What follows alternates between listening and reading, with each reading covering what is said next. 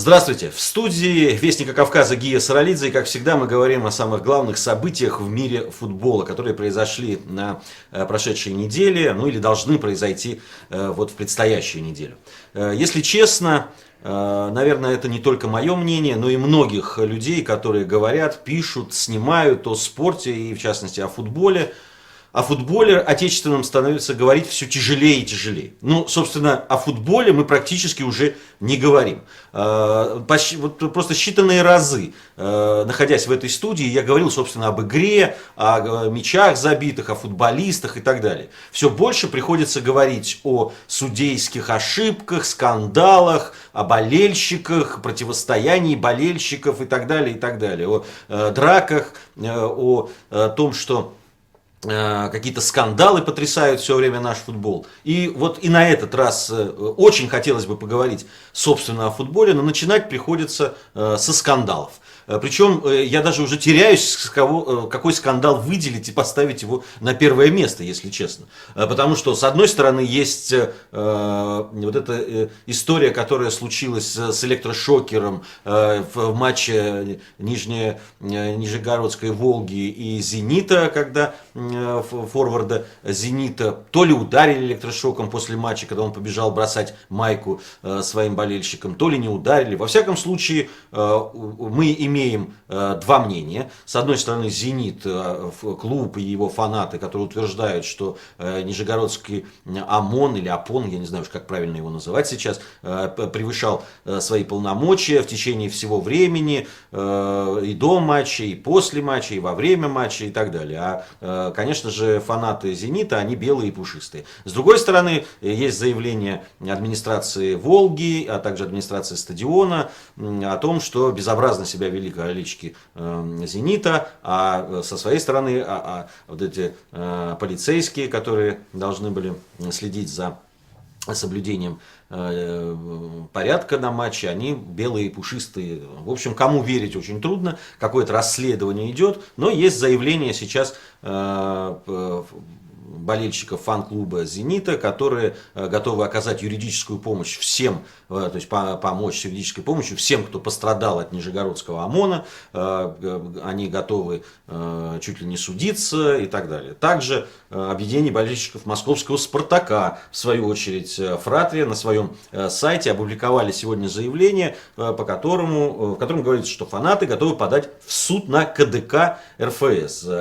КДК — это орган, который отвечает за наказание, да, за соблюдение, дисциплинарная комиссия. И вот если КДК Российского футбольного союза на ближайшем заседании этой организации примет решение о том, что «Спартаку» придется провести домашний матч без зрителей, они готовы судиться. Нашли они такой заковыку юридическую, по которой, значит, люди, которые приобрели сезонный абонемент, имеют право посещать все матчи своего клуба, а если матч будет проводиться без зрителей, это приведет к нарушению закона о правах потребителей. И вот с этой точки зрения они готовы судиться с КДК РФС. Напомню, что в этом сезоне болельщики «Спартака» отличались уже неоднократно своим прекрасным поведением на стадионах разных страны. Последняя, вот сейчас КДК РФС будет посвящена последнему матчу «Спартака» с «Локомотивом», который состоялся, на котором там зажигали петарды, бросали петарды и так далее. Ну, все как обычно это и бывает. То есть весь набор. То есть сейчас получается, что вот те, у кого есть сезонные абонементы, они могут вести себя как угодно, абсолютно. Все равно клуб не смогут наказать. Одно из самых, конечно, серьезных наказаний для любого болельщика настоящего — это запрет посещения матча любимой команды.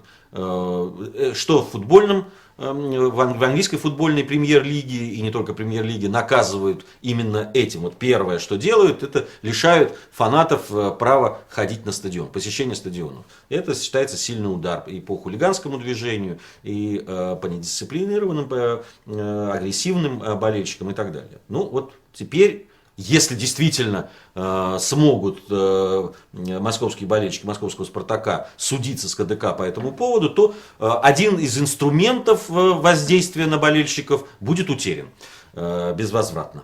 То есть будет создан такой, теперь любые люди, у которых будут сезонные абонементы, смогут этим воспользоваться. Абсолютно абсурдная ситуация складывается.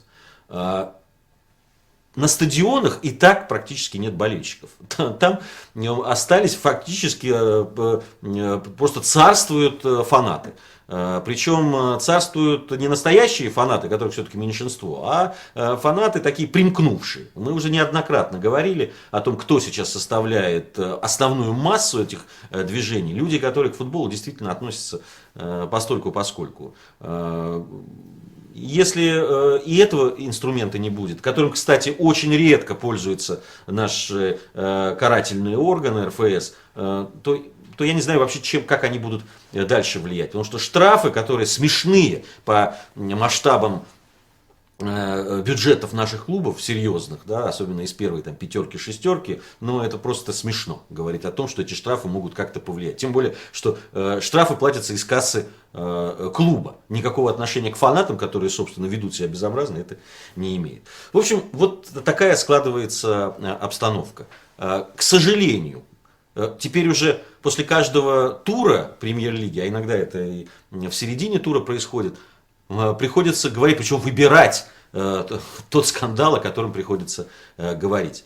Но пока они будут сотрясать наш футбол, мы ничего не можем поделать, мы будем, конечно же, об этом говорить. Мое мнение, что пришло время жестких мер по отношению к фанатам, по отношению даже не к фанатам, я сказал, к хулиганам от футбола, которые мешают футболистам, которые мешают командам, которые мешают болельщикам и простым любителям футбола. Пора показать и доказать, и это должен сделать в том числе и КДК РФС, и вообще РФС, и все, и Министерство спорта, должны показать, что стадионы, они для нормальных болельщиков, а не для хулиганьер. Мне кажется, что вот здесь как раз нельзя идти на поводу у болельщиков московского «Спартака» в данном случае, и КДК РФС, и вообще и все деятели, и чиновники футбола должны наконец проявить какую-то жесткость. Это был Гия Саралидзе. Мы продолжим говорить о главных событиях в мире футбола здесь, в студии Вестника Кавказа.